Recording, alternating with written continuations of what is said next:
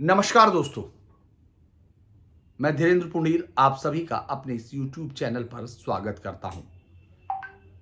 आखिर 5 राज्यों का चुनाव खत्म हो गया।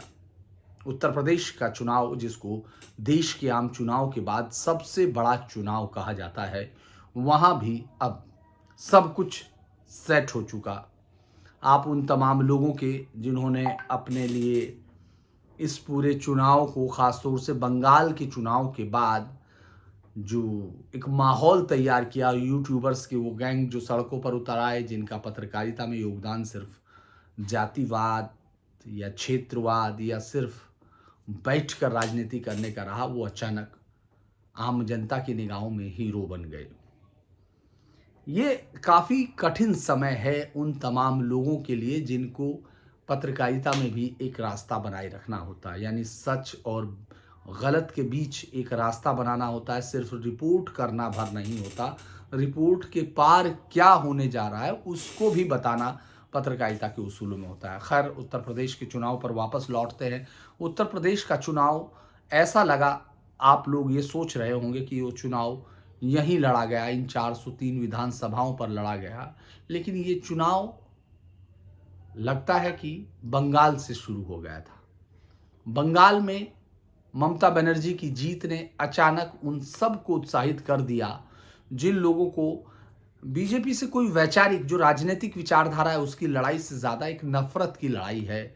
जिनको लगता है कि ये पार्टी इस देश को एक अलग तरफ ले जा रही है, यानी इस देश में वो बहुसंख्यकों की बात कर रही है। ये बेहद खतरनाक है, उनको लगता था। चूँकि जो मैंने हिंदू तुष्टीकरण पर काफ़ी बात कर चुका और सब चीज़ों पर भी बात कर चुका, आज थोड़ा-सा वापस अपने क्षेत्र में रहूँगा। आज मैं इसलिए कह रहा हूँ कि आपने देखा होगा कि चुनाव के बाद सबसे इंटरेस्टिंग अगर कोई चीज़ दिख रही थी, तो वो था राकेश टिकैत का चेहरा। उनका पूरा जो आवरण आप देख रहे थे, वो बेहद बड़े, उन्होंने भगवा पगड़ी बांधी हुई थी और ऐसा दुपट्टा जो एक तरफ से सफ़ेद, एक तरफ से हरा था, और उसके साथ खूबसूरती में वो ये बताने की कोशिश कर रहे थे कि वो सिर्फ किसान नेता हैं। वो आंदोलन, कोई भी आएगा, कोई आदमी वोट करेगा। ये वो शख्स है जो लखीमपुर से लेकर कहीं भी बीजेपी को हराने के लिए युद्ध कर रहा था। ये एक पूरा का पूरा, जो मैं कह रहा हूं कि ये चुनाव उत्तर प्रदेश की 403 विधानसभाओं के बीच में रहकर नहीं लड़ा जा रहा था। इसको देश के अलग अलग कोने से लोग एक विचारधारा के साथ लड़ रहे थे, और ये लड़ाई बीजेपी को लगातार लड़नी पड़ रही है। आखिर ऐसा क्या है ये, और ये चुनाव के बाद इसके क्या फैसले होने जा रहे हैं, ये बहुत अहम होगा। समाजवादी पार्टी यकीनन विपक्ष के तौर पर दिखाई दी, उसने पिछली बार से अपनी सीटें बढ़ा ली, लेकिन क्या आपको उसमें कोई उम्मीद दिखती है? क्या वो फिर बीजेपी के खिलाफ, अभी यकीनन बहुत सारे लोग इसको कह रहे हैं कि वो उसने एक बदलाव की दिशा दिखाई या तमाम चीज़ें दी। मुझे लगता है कि ये एक मैक्सिमम पॉइंट पर जाकर जो मौजूदा इस समय का जातीय गणित है, जो गठबंधन किए गए हैं, उसमें ये उसका भी उच्च था। इससे ऊपर जा पाना समाजवादी पार्टी के लिए बहुत मुश्किल है, जब तक कि वो अपने साथ नए जातीय समूहों का ना जोड़े या फिर उनको नई तरीके से रीऑर्गेनाइज ना करे। क्योंकि जिस तरह से अगड़ा पिछड़ा या फिर यादव मुसलमान समीकरण के साथ वो करने की कोशिश की गई, वो तो बीजेपी के खिलाफ काम नहीं करता दिखा। हालांकि बहुत आसानी के साथ बहुत सारे लोगों का आपने बयान पढ़ा। एक ने कहा कि जाटों ने जैसा किया, दूसरों ने वैसा क्यों नहीं किया, किसी ने अलग अलग तरीके से किया गया, और उन तमाम लोगों के सोर्स, कम से कम बीजेपी पार्टी में मैं उनको जानता हूं कि उनका फ़ोन कोई बाहर का चपरासी भी नहीं उठाता है। लेकिन ठीक है, उन लोगों के अपने बयान थे। मुझे सबसे बढ़िया बयान जो लगा, वही वापस राकेश टिकैत जी के पास जाता हूँ। उन्होंने कहा था कि बीजेपी के वोट कोको ले गई। कोको, आप चूंकि जब उत्तर प्रदेश में बच्चे को, पश्चिमी उत्तर प्रदेश में कई बात मैं करता हूँ, हालांकि कोको एक ऐसा शब्द है, जो भी ग्रामीण अंचल के लोग हैं वो इस शब्द को समझ रहे होंगे। जब हम बच्चे को बहलाते हैं तो कहते हैं कि तुम्हारी कोई चीज़ जब हम उसको देना नहीं चाहते या उससे छीन जाती है या उसको देते हैं, तो हम सबसे पहला काम यही करते हैं, ख़ासतौर से अगर वो आग से खेल रहा हो या किसी भी चीज़ से, ऐसी चीज़ से, माचिस से, उससे ले लेते हैं और उसको कहते हैं कि वो कोको ले गई। तो टिकैत साहब को लगा कि कोको जो है बीजेपी को वोट ले गई, और उन्होंने हाउ हाउ हाउ हाउ से डराते हैं लोग। जैसे बच्चों को कहते हैं हम लोग, छोटे बच्चों को सुलाने के लिए या किसी चीज़ से बचाने के लिए कहते हैं कि उधर मत जाना, हाउ हाउ आ जाएगा। तो इन सब के साथ राकेश टिकैत की जो, मुझे लगा कि कोको उनके कहने के मुताबिक वोट तो ले गई, लेकिन उनके कान में शायद कुछ कह गई, क्योंकि वोट तो कोको ने ले जाकर फिर से बीजेपी के घोंसले पर ही रख दिए। यानी जो उन्होंने कोको जो वोट उनके यहाँ से उठा के ले गई, वो वापस बीजेपी के घोंसलों पर रख गई। लेकिन टिकैत साहब को इसका पता नहीं चला, कोको ने आके उनको बताया नहीं। इस पूरे उसमें अगर सबसे ज़्यादा बड़ी लड़ाई, चूँकि पूरा दिल्ली के करीब होने का और पूरा जो यहाँ से चूँकि पत्रकारिता में बहुत ज़्यादा लोगों के होने का सबसे बड़ा फ़ायदा अगर कहीं हो रहा था, तो वो कुछ समीकरणों को या समूहों को हो रहा था, जो इसको पूरी लड़ाई को जाटलैंड के अंदर पहली लड़ाई मान रहे थे। मैं इस पर पूरी डिटेल के साथ वीडियो कर चुका हूँ, आपने अगर उसको नहीं देखा है तो आप जाकर देख सकते हैं। वो बात सही साबित हुई। अलग अलग चीज़ों पर हम लोगों ने बहुत डिटेल से चर्चा की, लेकिन आज फिर हम लोग ये देखते हैं कि आखिर जयंत चौधरी को क्या मिला। अलग अलग जगह पर है, मैं अलग अलग मंडल के रिकॉर्ड के साथ आपको बताऊंगा कि क्या क्या हुआ। लेकिन मुझे लगता है कि ये वो पार्टी है जो 5वीं बार लगातार शिकस्त खा रही है। सीटों की संख्या जरूर बढ़ गई, उसको लगता है कि उन्होंने सीटों की संख्या बढ़ा ली, लेकिन ये सीटों की संख्या कम से कम उन बयानों के साथ मिलाप नहीं खाती है, जिन बयानों को आप राकेश टिकैत की भाषा में महसूस कर रहे थे, जयंत चौधरी के भाषण में महसूस कर रहे थे, या उन तमाम लोगों के जिन्होंने कैमरों पर बैठकर खूब सारे उन यूट्यूबर्स के सहारे जो एक उगलना होता है, वो बोलना नहीं उगलना होता है, जिसको उगला, वो सब चीज़ें मुझे लगता है धाराशायी हो गई बीजेपी की इस पूरी रणनीति में, जिसमें सबसे बड़ी लड़ाई वेस्टर्न यूपी में बताई गई थी, और जिस तरह से कहा गया कि वहाँ से जो संदेश चलेगा वो पूरे उत्तर प्रदेश में चलेगा। और बीजेपी ने इस बार भी पहले 5 फेज़ में ही अपने लिए बहुमत हासिल कर लिया। यानी पहले 5 फेज़ में वो 2 फेज़ भी जिनको लेकर लग रहा था अखिलेश यादव जो पूर्व मुख्यमंत्री हैं कि वो सत्ता की सीढ़ी बिल्कुल छू चुके हैं। यहाँ तक कि उन्होंने कहा कि वो पहले 2 फेज़ में 100 सीटें ले चुके, 113 में से उन्होंने 100 सीटें हासिल कर ली थी। ये अलग बात है कि वो पूरे 7 फेज़ में महज 111 सीट हासिल कर पाए, बाकी उनके गठबंधनों की। रालोद विधानसभा और लोकसभा यानी राष्ट्रीय लोकदल दोनों विधानसभा और चुनाव में लोकसभा में मात खा चुका है। पर कहते हैं कि रालोद का 136 सीटों पर असर था। ये बात आप सुन लीजिए, ये अखबारों की हैं खबरें हैं, मैं जो बता रहा हूँ उस तमाम अखबारों में आज भी लिखी जा रही हैं। मतलब आप ये इतना लगता है कि मूर्ख मान लिया जाता है आम आदमी को कि वो आज भी, जबकि ये कलई खुल चुकी है, ये झूठ सबके सामने आ चुका और लगातार आता है, लेकिन चूंकि आपके पास कोई तरीका नहीं था, जरिया नहीं था जो लोग बता सकें। इसमें बताया, पर इस बार वो 33 पे लड़े, उनका असर 136 पे माना जाता है, लेकिन वो सिर्फ 33 पर लड़े। इससे पहले जब मैं बता चुका वो अपने आप लड़ते थे तो 1%, 2.5% से ऊपर उनका वोट बैंक कहीं नहीं पहुंचता, जो कि वास्तविक आबादी के आसपास उनका है। लेकिन चूंकि लिखा जाता है 8 सीटें जीत पाए 33 में, और पिछले चुनाव की मुकाबले ये सफलता 8 गुनी है, तो ये तो सफलता बहुत बड़ी हो गई। इसके बाद इसमें कैसे गुना जा सकता है, क्योंकि कोई भी विश्लेषक आपके साथ जब बातचीत करेगा तो ये बहुत आसानी से कह देगा कि सफलता 8 गुनी हुई है, क्योंकि बीजेपी तो नीचे आई है। 325 सीटें उसके गठबंधन की थी, तो वो तो 274 पर 73 पर आकर रुक गई, और इनको तो बहुत सफलता मिली है।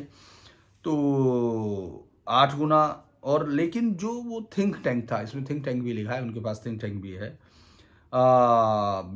अखिलेश ने 33 सीटें दी और उसमें से भी 7 पे समाजवादी पार्टी के उम्मीदवारों को रालोद से लड़वाया गया। सिवाल खास पे रालोद के चिन्ह पे गुलाम मोहम्मद का विरोध भी लोगों ने कहा, लेकिन मैं आपको उस समय भी कह रहा था कि कोई विरोध नहीं। सत्ता हासिल करने के लिए जिस तरह की ताकत जिस तरह की एक ताकत हासिल करनी है, जिस तरह का लोगों पर एक दबदबा, दबंगई के लिए ये सब ताकत, ऐसा नहीं कि आप बहुत न्याय करने जा रहे हो किसी के साथ। ये चूंकि राजनीतिक ताकत हासिल करने की जो सबसे बड़ी लहर, ताकि उसमें वो दूसरी जातियों को आसानी से दबाकर इस पूरे लैंड को और तमाम चीज़ों को जाट लैंड में, और ये अलग हुआ। मैं फिर कहूँगा बहुत सारी चीज़ें मैंने इसमें देखी हैं। मेरा एक ट्वीट मैंने आपको कल भी बताया था कि वो अमित शाह को दोबारा से फिर हीरो बनाने की एक प्रोसेस है। अब 2002 में भाजपा के साथ जब चुनाव मिलकर लड़ी थी, जो मैंने कहा था उसका सबसे बड़ा उम्मीदवार था, 36 पर लड़ी थी, 12 जीती थी। 2005 तक सपा के साथ 12 सीट पर रहे, 2 उपचुनाव जीते और सीटें हो गई 14, यानी उस समय उसके पास 14 सीटें आई थी। 2012 में कांग्रेस गठबंधन से 36 पर लड़के 8 सीट जीते थे। इससे पहले 2007 में ये पहली बार, मतलब इतने दिनों के बाद 2007 में लड़े थे 254 सीटों पे और 10 विधायक जीता पाए थे। 2017 में खैर 277 उतारे थे इन्होंने और छपरौली पे 1 ही जीत पाया था। यही हाल इनका 2014-2019 में रहा। तो ये इनका असर, जो ये अखबार में खबर लिखते हैं उन पर मुझे बड़ा उनको तरस खाना चाहिए, या उनके इस झूठ पर बोलना चाहिए कि 136 सीटों पर असर रखने वाली पार्टी कभी 36 सीट नहीं जीत पाई। लेकिन आपको लिखते हुए लगता है कि जैसे आपने सब कुछ अपने उस गणित में दे दिया हो। मुझे लगता है कि एक और चीज़ है योगी सरकार का, ये एक और हम लोगों को लगता है कि एक थोड़ा सा और आपके साथ बातचीत, आज चूँकि ऐसे ही बातचीत है, मैं हमेशा की तरह बिना किसी एजेंडे के बातचीत आप लोगों से करता हूँ। ये जो है आपको पश्चिम के 3 मंडलों में 51 सीटें मिली थी यहाँ। अब गाजियाबाद, यहाँ भी जाट आप देखेंगे कि जाट वोटर हैं साहब, हम लोग तो जाट यहाँ भी आते हैं। कुछ गांव जाटों के विधानसभाएं पड़ती हैं, मुरादनगर पड़ता है, मोदी नगर पड़ता है। और तब क्या हुआ यहाँ, तो यहाँ की पाँचों सीटें बीजेपी ने जीत ली हैं। अब आप चल सकते हैं गौतम बुद्ध नगर, यहाँ का सबसे बड़ा था, यहाँ की तीनों सीटें जीत ली हैं। बुलंदशहर जाटों का इलाका था साहब, इसमें भी उन्होंने सातों की सातों बीजेपी ने सीटें जीत ली हैं। और मुझे लगता है कि ये तो अब गिनेंगे नहीं कि उसमें ये थी नहीं। हापुड़ में बीजेपी को पिछले में असलम चौधरी जीते थे, वो जो अब सपा रालोद में, लेकिन वो हार गए। धर्मेश तोमर चुनाव जो है, शामली एक ऐसी सीट है जहां वो कह सकते हैं कि उन्होंने हासिल की, यानी एकमात्र जिला मुजफ्फरनगर है जहां वो ये कह सकते हैं कि जाट असर काम करता है, जाट वोट। लेकिन वो ये कहने से पहले 10 बार उनको थोड़ा सोचना पड़ेगा कि जाट असर नहीं करता है, मुसलमान की जो संख्या है वो उनके साथ मिलके जो मैक्सिमम ताकत हो सकती है उसको हासिल करने के बाद वो किसी सीट पर 7,000 से भी जीते हैं, किसी सीट पर वो 8,000 से जीते हैं, किसी पर वो 5,000 से भी जीते हैं। ये तब है जब आप इस गठबंधन के फ्यूचर में इससे ज़्यादा होने की कोई संभावनाएं आपको नज़र नहीं आती। और जो ज़्यादातर चीज़ें हैं कि बसपा वोट काट रही हो या काट रही हो, इस तरह का इस बार कुछ नहीं दिखा। जो चरथावल सीट है जिस पर महज 5,000 वोटों से, 5 से 6,000 के वोटों में हरिंदर मलिक, जो सबसे बड़ा नेता समाजवादी पार्टी के जाट समुदाय से है, उसमें 5,000 के करीब वोटों से जीतने के बाद, चूंकि जो सलमान सईद है, जो बसपा का मुस्लिम कैंडिडेट है, वो 25,000 वोट लेकर आया, वो भी तब जब कि मुस्लिम वोट एक मुश्त समाजवादी पार्टी पर गया। तो यानी ये मैक्सिमम इस गठबंधन की जो ताकत है उसका मैक्सिमम उत्स यही है, इससे ज़्यादा आगे निकलने का कोई रास्ता नहीं। इसी तरह से आप प्रमोद ऊंटवाल को देख सकते हैं, जो वहाँ से अनिल कुमार से समाजवादी पार्टी के हारा, उसका भी यही हाल है। समाजवादी पार्टी मीरापुर में चूँकि सीट जो है अमित शाह साहब की रणनीति बहुत ताकतवर थी, इसीलिए उन्होंने उस सीट पर जाट को टिकट दिया जिस पर वो गुजर टिकट दे सकते थे या दूसरे तमाम लोगों को टिकट दे सकते थे। और उसका नतीजा उनको मालूम हुआ कि शायद 18 से 20,000 वोटों से वो सीट जीती गई है। चूँकि लड़ाई बुढ़ाना पर थी, बुढ़ाना वहाँ है जहाँ दंगे हुए, जहाँ तमाम चीज़ें हुई, लेकिन जाटों ने बड़े आराम के साथ, बड़े मुसलमानों ने एक साथ, मुसलमानों तो खैर एक तरफा वोट दिया ही है, लेकिन जो लोग अमित शाह की इस रणनीति को मान रहे थे या जिनको लग रहा था संजीव बालियान इसमें बहुत बड़े कारगर साबित होंगे, उनको कम से कम इस सीट पर जाकर देखना चाहिए कि कोई कारगर साबित नहीं होगा। जातिवाद के धार्मिक ध्रुवीकरण के साथ मिलकर जिसका आरोप बीजेपी पर लगता है, अगर हम उस आरोप को सीधा का सीधा समाजवादी पार्टी पर रख दें तो आपको लगेगा कि एक भी सीट जीतने की स्थिति में वो नहीं है अगर इसको हटा दें। यानी जो धार्मिक ध्रुवीकरण की बात है, अगर उस धार्मिक ध्रुवीकरण को थोड़ा भी रेशनलाइज आप कर दें या इतना कर दें जितना हिंदू ध्रुवीकरण की बात की जाती है, तो समाजवादी पार्टी इस हिस्से में एक भी सीट जीतने की हैसियत में नहीं है। जाटलैंड में जाट उम्मीदवार एक भी सीट जीतने की हैसियत में नहीं, वो तमाम वोट करने के बावजूद उसमें सिर्फ एक सीट छपरोली है। बागपत में 3 सीटें हैं और बागपत की 3 में से 2 बीजेपी जीत लेती है। ये सब इसलिए टिकैत साहब की हम लोग चर्चा कर रहे थे, कोको की वजह से इस सीट पर आ रहे हैं, क्योंकि जयंत चौधरी तो मुझे लगता है कि वो जानते हैं विपक्ष की नीति राजनीति करने के लिए उन्होंने काफ़ी बड़ा बलिदान दिया है, क्योंकि जिस तरह से उनकी बीजेपी के साथ बातचीत भी थी उसमें मुझे लगता है कि उन्होंने कहा कि नहीं, भाईचारे पे वोट ज़्यादा है, तो इसीलिए उन्होंने भाईचारा किया। अब आप भाजपा कानून पश्चिमी उत्तर प्रदेश में किसान आंदोलन और मुस्लिम जाट समीकरण के चलते हुए अधिक, ये फिर कह रहा है किसान आंदोलन, यानी किसान आंदोलन अगर कोई असर रखता तो इन सीटों पर बीजेपी को जगह ढूंढनी भारी हो जाती। ये जो 46 का आंकड़ा है ये 6 में बदल कर रह जाता अगर किसानों के मुद्दे पर कोई वोट पड़ता। चूंकि किसान बीजेपी के साथ है, किसान किसी दूसरी पार्टी के साथ कम से कम इस समय इस चुनाव में तो नहीं है, ये रिकॉर्ड कहता है। जाट को अगर आप कंप्लीट किसान मान लेते हैं तो शायद आपको इस पर यकीन हो सकता है।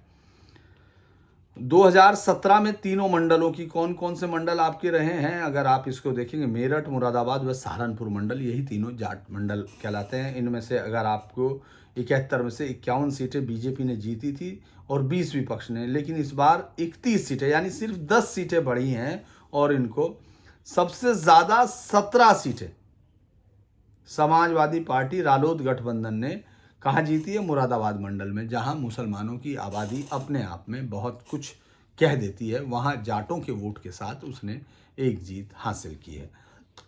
अब मैं आपको बता देता हूँ कि मुरादाबाद में भाजपा 2 पर थी, विपक्ष 4 पर था, इस बार भाजपा 1 पर हुई है। विपक्ष के पास 5, विपक्ष का मतलब वही है। संभल में 2 थे पिछली बार, इस बार संभल में भी भाजपा ने 1 सीट खो दी है।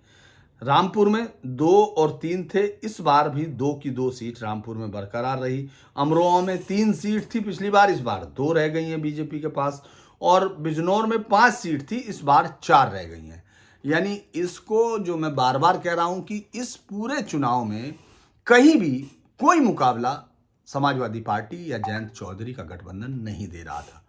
वो सिर्फ उन यूट्यूबर्स के बयानों में ज़रूर दे रहा था जो बीजेपी को हराने के लिए बिना कोई तर्क बताए सफाया करते हुए दिख रहे थे बीजेपी का, क्योंकि कोई भी कारण उनके पास बताने के लिए नहीं था।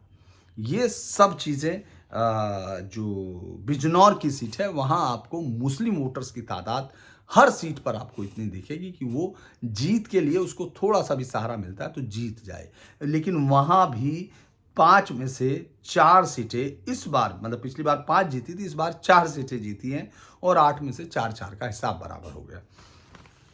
अब आप सहारनपुर मंडल आ जाइए, जहाँ सबसे ज़्यादा मुस्लिम आबादी इस तरफ दिखती है इन तीनों जिलों में, सहारनपुर मंडल के, वहाँ उनके पास 4 सीट थी पिछली बार सहारनपुर मंडल में भाजपा के पास, इस बार 5 सीट हो गई है और वो 3 से विपक्ष 2 पे आ गया। यानी सहारनपुर मंडल जहाँ सबसे ज़्यादा, चूँकि वहाँ जाट वोट बहुत कम है उस सहारनपुर सीटों पर, सहारनपुर की, लिहाजा वो वहाँ से उड़ गए। शामली में पिछली बार चूँकि 2 सीट बीजेपी पर थे, लेकिन इस बार वहाँ से 0 सीट हो गई, यानी शामली सीट भी चली गई और जो थाना भवन की सीट थी, जो मुझे लगता है सुरेश राणा का जिस तरह का एंटी इनकम्बेंसी का उन विधायक के खिलाफ था, चूँकि गन्ना मंत्री है, गन्ना मंत्री में सारी चीज़ों को लेना था। हालांकि कोई हंस रहा था कि मैंने उस समय भी कहा था कि इनके भाई का भी पेमेंट नहीं हुआ है, किसी ने, जब वो पेमेंट की बात कर रहे थे।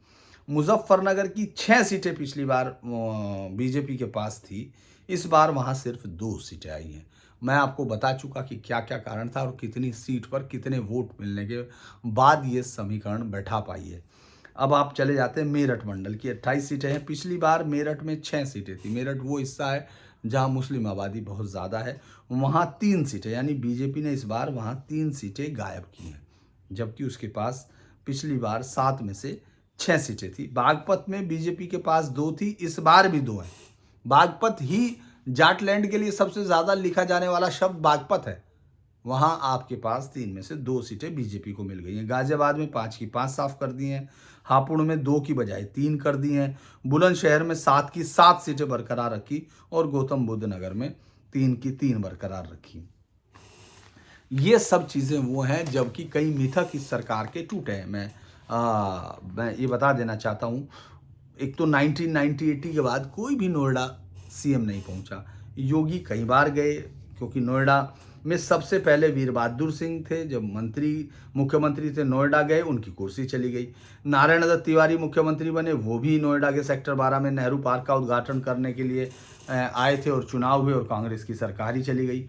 इसके बाद कल्याण सिंह और मुलायम सिंह भी आए, उनके साथ भी ऐसा हुआ। राजनाथ सिंह थे तो उन्हें नोएडा में एक फ्लाईओवर का उद्घाटन करना था, पर उन्होंने डरते हुए दिल्ली से ही उसका उद्घाटन कर दिया। दिल्ली और नोएडा के बीच में कितना अंतर है।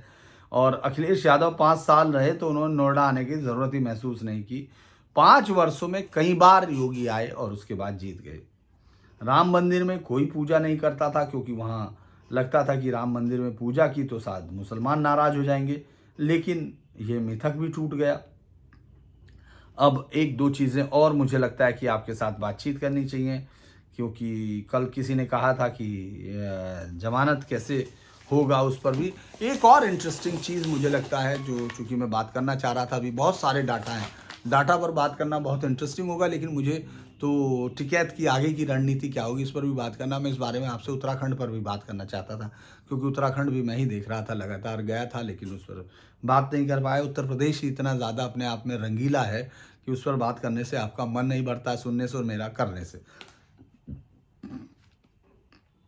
अब समाजवादी पार्टी का एक तो जाटलैंड आपने देख लिया उसका। अब हम लोग यादव लैंड की तरफ बढ़ते हैं। कन्नौज, एटावा, एटा, औरैया, कानपुर, ये तमाम चीज़ें हैं जो सीटों को, जिन शहरों को गिना जाता है कानपुर मंडल में। अब हम लोग यहाँ देखें, भाजपा को कानपुर मंडल की 27 सीटों में से इस बार सिर्फ 2 सीटें खोनी पड़ी। बाकी सीटें उसके पास जो थी पिछली बार वो थी, उसको 20 सीटें मिली हैं।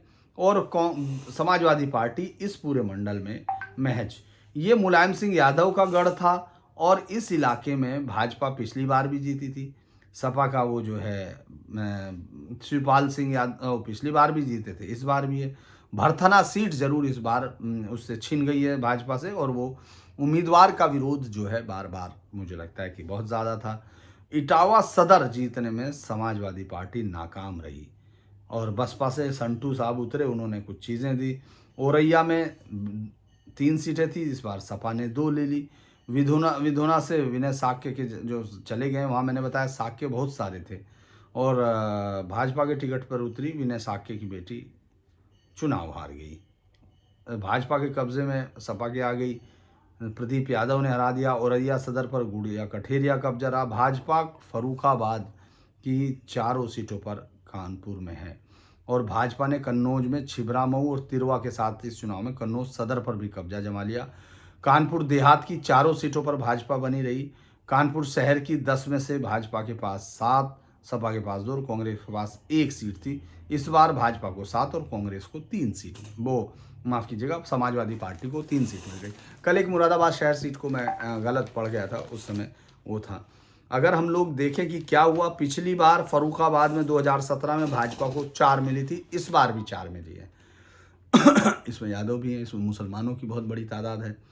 कन्नौज में 2 सीट पिछली बार भाजपा के पास थी, 1 सपा के पास थी, इस बार कन्नौज साफ कर दिया। कन्नौज से डिम्पल जो है सांसद रही हैं और यादव बेल्ट का सबसे बड़े गढ़ों में से उसको माना जाता है। इटावा में 2 सीट पहले भाजपा के पास थी, 1 विपक्ष के पास थी, इस बार इटावा में 1 भाजपा के पास रहेगी, 2 दल की। औरैया में 3 सीटें थी, औरैया में इस बार 1 बीजेपी को मिली, 2 सपा पर चली गई। इसके अलावा कानपुर देहात की पिछली बार भी बीजेपी के पास 4 थी, इस बार भी 4 हैं। कानपुर शहर की 7 थी, इस बार भी 7 है, यानी 22 पिछली बार जीती थी, इस बार उन्होंने 20 जीती हैं, 2। बहुत इसके अलावा क्या कारण था कि आप जो है समाजवादी पार्टी का जो मैक्सिमम कारण है, वो मुझे लगता है कि सबसे बड़ी बात ये रही कि वो अपने आप को जातिवाद से मुक्त नहीं कर पाए। उनकी सीटों का आना एक और है। अब्बास अंसारी के बयान पर मैंने कहा था, जब मैं बैठा था सांसद उनके साथ बीजेपी के ब्रजेश पाठक के पास, हम लोग इंटरव्यू लेने के लिए बैठे थे, तो बातचीत में हुआ कि कौन से बयान बहुत कीमती रहे, तो मुझे लगा कि अब्बास अंसारी के बयान पर बीजेपी को उनको पुरस्कृत करना चाहिए इस जीत के बाद। हालांकि वो भी जीत गए हैं तो सदन में उनको धन्यवाद दे ही देगा कोई ना कोई बीजेपी का नेता कि आपके बयानों ने काफ़ी ताकत दी है, क्योंकि इस बार राहुल गांधी से बहुत ज़्यादा उनको मदद नहीं मिल पाई, क्योंकि सोने का फार्मूला जो आलू से बनाने का है वो लोग नहीं ढूंढ पाए। इस बार चर्चा तो 12वीं के बाद इंटर में जाने की भी हुई है, वो बयान भी चलते रहे हैं। और मुझे लगता है कि किस तरह से पिछली बार, इस बार इतना ज़्यादा हुआ, जो कांग्रेस ने 7 सीटें जीती थी। खैर मुझे लगता है कि अब एक सब लोग बसपा का जो है प्रदर्शन को ज़रूर पूछना चाहते हैं कि बसपा का क्या होगा। बसपा को हम लोग अगर 89 से देखते हैं, पहली बार बसपा 13 सीटें जीतकर 1989 में आई, 1991 में 12 आई, 1993 96 में 67 यानी दोनों बार उसको 67 सीट मिली, और 2002 में 98 सीटें मिली, जब वो लड़ी वहाँ से 2007 में 2006 के साथ आई। और मुझे लगता है कि बसपा का जो है 4 बार सीएम रही हैं। 2012 में सपा को 80 सीट मिली थी, लेकिन 2017 में महज 19 सीटों पर सवाल सिमट आई, और इस बार तो एक ही हो गया। इस बार बसपा का वोट ज़्यादातर ट्रांसफ़र हो चुका है, और जो 22% हम लोग वोट मानते हैं, इसमें से उनके पास सिर्फ 12% बना रहा। कांग्रेस के लिए मुझे लगता नहीं कि बात बहुत ज़्यादा करनी चाहिए। अ, सबसे ज़्यादा इस बार दावेदारी सपा के टिकटों की हो रही थी। बहुत सारी चीज़ें थी। किसान आंदोलन फिर लिखा रहा, मुझे उससे लगता नहीं कि, इसलिए आप जान लीजिए कि जिस विधानसभा में गाजीपुर बॉर्डर था, वहाँ भाजपा 2 लाख वोटों से जीती है। बीजेपी एक भी सीट मुस्लिम ने नहीं दी, रालोद ने जाट नहीं उतारा, और वो ये सोच रहे थे कि इससे जिस जाति का वो जाट के अलावा या मुसलमान के अलावा वोटर्स देंगे, वो कैंडिडेट देंगे, वो शायद जीत जाएगा। लेकिन ऐसा नहीं हुआ। जो बार बार हमको लग रहा था कि गैर यादव, गैर जाट, गैर मुस्लिम वोट को खींच पाना अखिलेश यादव के लिए इस पूरे इलाके में बहुत मुश्किल होगा, क्योंकि उनकी पार्टी की छवि उसी तरह से बनी हुई है जिस तरह से कि वो कास्ट के पूरे हिस्से पर है। और मुझे लगता है कि आपको याद होगा, एक बड़ी शानदार वो हुई थी गाजियाबाद में, तो प्रियंका गांधी का रोड शो भी हुआ था, मुझे लगता है कि, और इस बार पहली बार से ज़्यादा बड़ी जीत रही है। सदर सीट पे जो मुझे लगता है कई सारे बीजेपी के भी खड़े हुए थे कैंडिडेट, उन सबको नहीं मिला। सपा में 1996 के बाद से सपा गाजियाबाद में जीत नहीं पाई है। मुझे लगता है कि उनको ये सोचना पड़ेगा कि कैसे। मदन भैया बहुत बढ़िया जो लग रहे थे कि वो जीत जाएंगे, 1,27,000 नंद किशोर गुजर को मिले, मदन भैया को 1,18,000 मिले। इसके अलावा बसपा का कहा जा रहा 25,717, और इस वजह से जीते। ये सब लोग लिखेंगे कि बसपा की वजह से जीते। मुझे लगता है ये सब लोग इसलिए लिखवाते हैं क्योंकि इनको मालूम नहीं कि इस बार मुसलमान वोट बसपा को मिला ही नहीं। तो वहाँ जो भी वोट मिला वो बसपा का मूल काडर का वोट था, जो बसपा को ही जाता, चाहे वो किसी मुसलमान को खड़ा करते, चाहे वो किसी और को करते। और अगर वो वोट शिफ्ट कर रहा है, तो अभी तक का रिकॉर्ड बता रहा है कि वो वोट शिफ्ट करके उस तरफ जा रहा है, जो मुझे लगता है कि बीजेपी की तरफ उस वोट ने शिफ्ट किया, जो हिंदू दलित है। मुस्लिम्स का तो मैं नहीं कहूँगा, क्योंकि मुस्लिम्स तो पूरी तरह से शिफ्ट कर गए हैं। अब 2024 का लोग कह रहे हैं, भाजपा ने जिन 23 जिलों में भाजपा ने क्लीन स्वीप कर दिया है, ये कल आप लोग सुन चुके होंगे।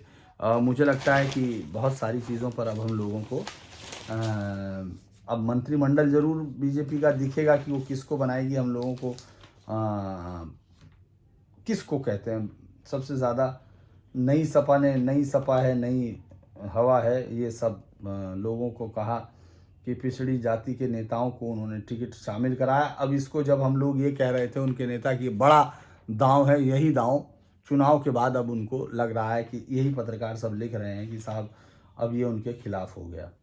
अब भाजपा से ज़्यादा उनको वोट मिल गया, मतलब माफ़ कीजिएगा, पिछली बार से उनको ज़्यादा वोट मिल गया तो ये उनकी मर्जी है। और इस बार सबसे बड़ी चीज़ तो मुझे लगता है कांग्रेस की है, 399 सीटों पर लड़ी, 2 सीटों पर जीते। और मुझे लगता है कि आज मैंने एक ट्वीट भी किया था, मुझे वो अच्छा लगा ट्वीट करना, क्योंकि जो ये 2 विधायक हैं, इनका विधायक दल का नेता चुनने के लिए कांग्रेस पार्टी की कार्य समिति की मीटिंग होगी। और वो मीटिंग में जो है मुझे लगता है उसके बाद ये तय होगा कि 3 सदस्यीय ऑब्जर्वर वो बनाया जाएगा, जो लखनऊ आकर बातचीत करने के बाद उन विधायकों के साथ 4 घंटे तक मीटिंग करने के बाद ये फैसला करेगा कि ये दोनों विधायकों ने ये तय किया है कि हाईकमान पर विश्वास जताए हुए विधायक दल का नेता बनाने के लिए उन्होंने सोनिया गांधी को अधिकृत कर दिया है, मतलब उन्हीं को, मतलब उन पर विश्वास जताया और सोनिया गांधी दिल्ली से इसका फैसला करेंगी। अब एक और चीज़ है, अब आप ये सोचिए, इस तरह की खबरों का भाजपा को मिला किसानों और जाटों का साथ। जयप्रकाश पांडे साहब हैं कोई, वो लिख रहे हैं जहाँ तक कि भाजपा को उस जाट समाज का वोट भी झूम के मिला, तो भाई फिर समाजवादी पार्टी को ये वोट कहाँ से आया। फिर शामली में भी अगर आप ये कह रहे हैं उनका वोट उनको मिल गया, तो वाकई फिर तो जाटों का वोट का कोई ले गई, क्योंकि ना तो वो सपा पर रिफ्लेक्ट हो रहा, क्योंकि सपा को ये अखबार मना कर रहा है, और ना ही फिर वो बीजेपी पे गया, क्योंकि बीजेपी तो जाटों ने मना कर दिया था देने से। तो फिर इसका मतलब वो कोई ले गई है।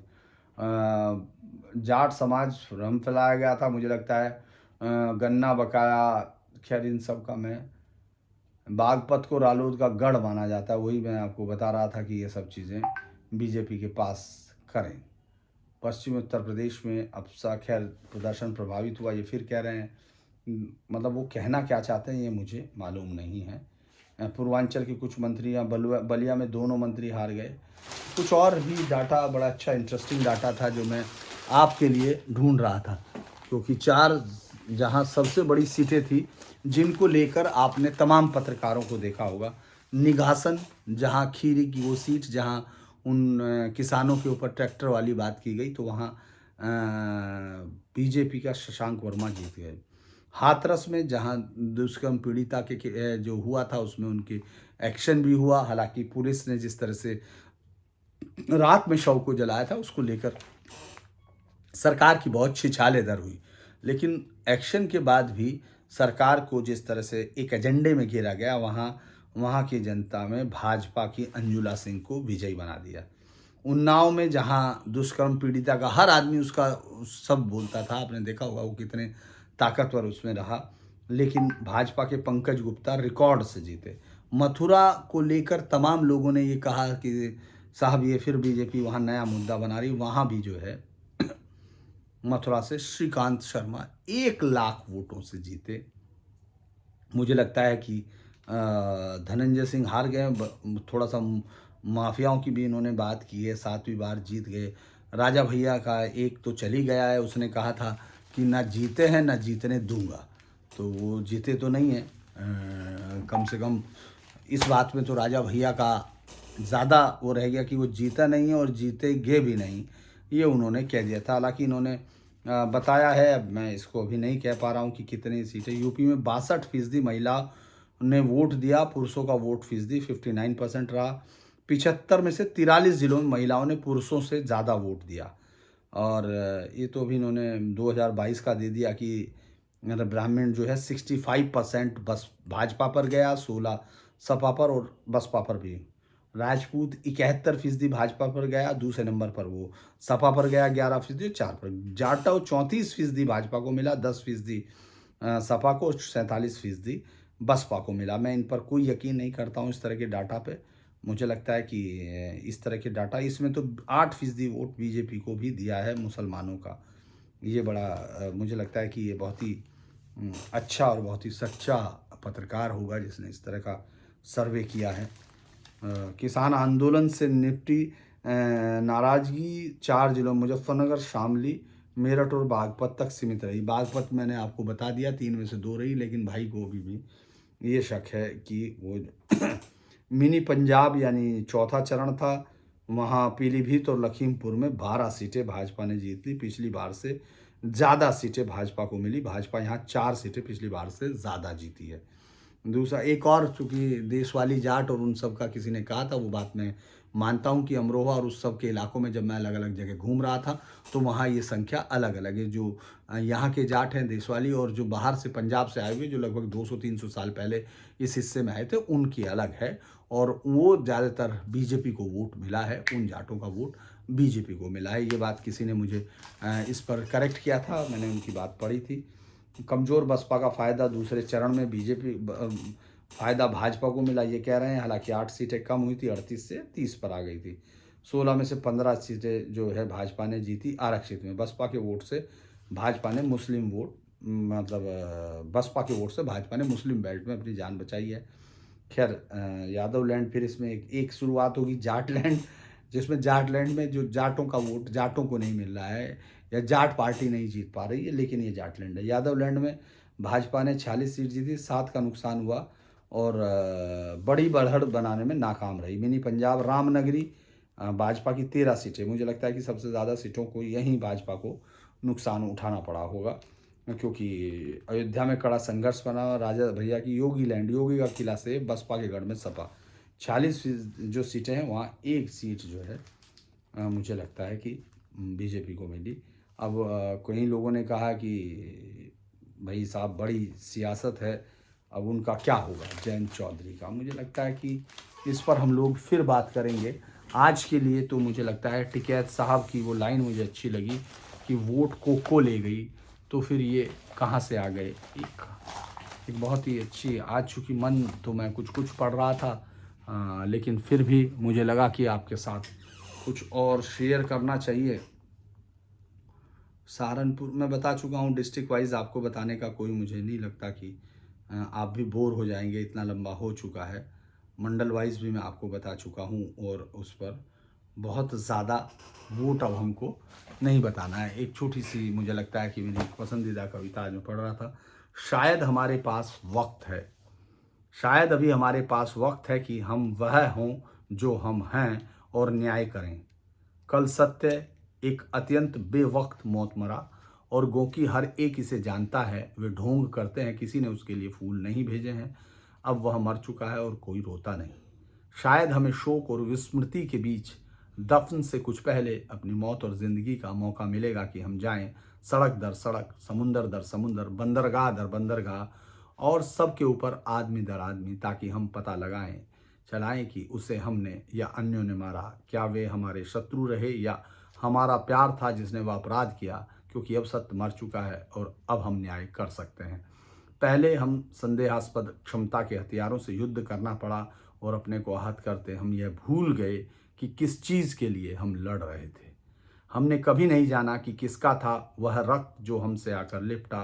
अंतहीन आरोप हम लगाते गए, अंतहीन आरोप हम पर लगे। उन्होंने कष्ट सहे, हमने कष्ट सहे, और अंत में वे जीते और हम भी जीते। सत्य उसके पहले ही हिंसा या बुढ़ापे से मर चुका था, करने के लिए कुछ न बचा। हम सभी युद्ध में पराजित हुए, और इसलिए मैं सोचता हूँ कि शायद अंत में हम न्याय करने लगें, या मात्र वह होने लगें जो हम हैं। हमारे लिए यह अंतिम क्षण है, और उसके बाद हमेशा के लिए हमें वह न होना है जो हम हैं, वापस न लौटना है। May be we have time कविता का एक ट्रांसलेशन है पाब्लो की, बहुत ही खूबसूरत कविता। आज कुछ और कविताएं सुनाने थी, भवानी प्रसाद मिश्र, केदारनाथ सिंह और रघुवीर साय, ये सब मेरे पसंदीदा कवि हैं। उन पर फिर कभी बात करेंगे। आज के लिए इतना ही। और आप सबको मैं बार बार ये कहता हूँ कि अच्छा लगता है कि अगर आपको ज़्यादा लोग सुनते हैं और उस पर रिएक्शंस भेजते हैं। इससे ज़्यादा मेरा कोई अभिप्राय नहीं रहता कि मैं मेरे काम के लिए मैं नौकरी करता ही हूँ, लेकिन मैं चाहता हूँ कि आप, अगर हम लोगों का इस सिलसिला बरकरार रहे, तो इसको ज़्यादा से ज़्यादा शेयर करें और लोगों को इसको भेजें और सब्सक्राइब करें, ताकि मुझे भी करने में अच्छा लगे आप लोगों के साथ। जितने ज़्यादा लोगों के साथ बातचीत होती है, उसमें जो अगेंस्ट आइडिया भी आता है, उस पर भी आपको जवाब देने के लिए सोचना पड़ता है। तो आज के लिए इतना ही। कल फिर रविवार है, हो सकता है कल मैं अपने गाँव में बैठकर 2 महीनों बाद आपसे अपने बाग में बैठ के बात करूँ। अभी तो खैर लीची नहीं आई है, लेकिन फिर भी आपसे बातचीत होगी। आज के लिए इतना ही। कम से कम आप इतना ज़रूर कीजिए कि वो तमाम लोग जो झूठ के सहारे या बिना किसी कारणों के सिर्फ़ एक एजेंडे के साथ काम कर रहे थे, उनके साथ भी इसको टैग कर दीजिए। नमस्कार।